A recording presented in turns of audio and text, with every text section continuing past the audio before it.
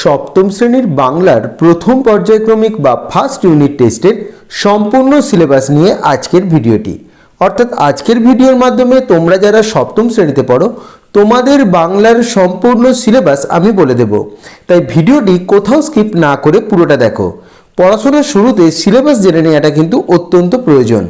এতে তোমাদের পড়াশোনার প্রিপারেশন নিতে অনেকটা শুরু হবে এবং অলরেডি তোমাদের পড়াশোনা শুরু হয়ে গেছে। সেই কারণের জন্যই তোমরা কতটা প্রথম পর্যায়ক্রমিক মূল্যায়নের জন্য পড়বে বাংলার ক্ষেত্রে সেটি আজকের ভিডিওতে বলে দিচ্ছি। সেই মতো বইতে তোমরা দাগ দিয়ে নাও এবং প্রিপারেশন তোমরা শুরু করে দাও। তো চলো শুরু করা যাক আজকের ভিডিওটি। ক্লাস 7 বেঙ্গলি সিলেবাস বা সপ্তম শ্রেণীর Bangla syllabus, first unit test 2026। তোমাদের পূর্ণমান প্রথম পর্যায়ক্রমিক মূল্যায়নে প্রতিটি সাবজেক্টের জন্য 30। তো 30 নাম্বার করে প্রতিটি সাবজেক্টের লেখা পরীক্ষা তোমাদের দিতে হবে। এবার এই সিলেবাসটি তোমরা দেখে নাও।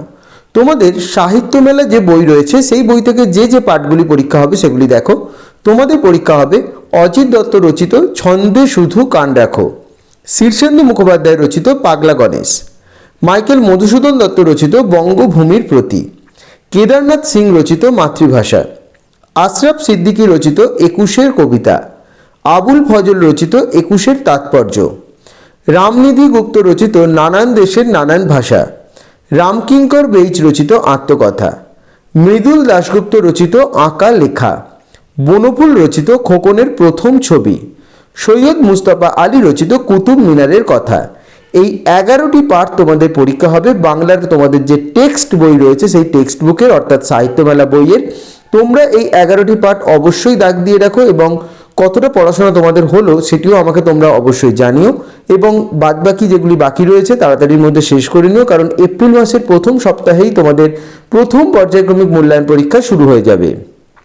এরপর তোমাদের যে সহায়ক পাঠ রয়েছে লীলা মজুমদার রচিত মাকু, এই মাকু বইটির প্রথম এবং দ্বিতীয় অধ্যায় অর্থাৎ 1 পৃষ্ঠা থেকে 14 পৃষ্ঠা পর্যন্ত প্রথম পর্যায়ক্রমিক মূল্যায়নে পরীক্ষা হবে।